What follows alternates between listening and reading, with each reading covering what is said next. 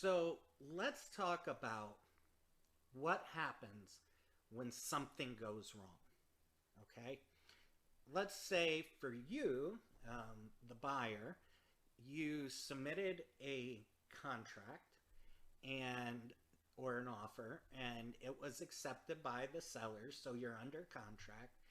And now all of a sudden you go ahead and you miss the initial deposit deadline, or uh, you fail one of the contingencies to meet the contingency timelines. What could happen?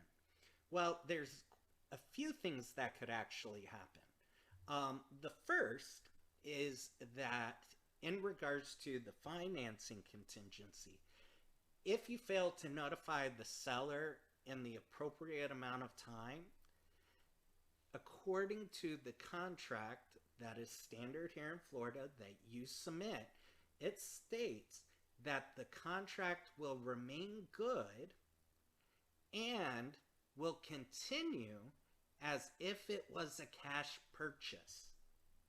So that means if you're financing the home and there's an issue with the financing and you don't notify the seller that you're having this issue with the financing and it passes the contingency deadline, you are still obligated to buy that home even without financing. It says that it then becomes a cash purchase. Let's say you miss a deadline and the seller wants liquidated damages.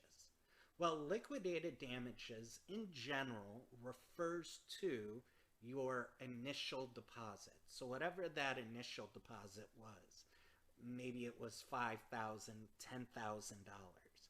If you fail to uphold your end of the contract, which typically occurs by somebody not following the timeline in regards to a buyer, then the seller can go ahead and put a claim on that initial deposit as liquidated damages.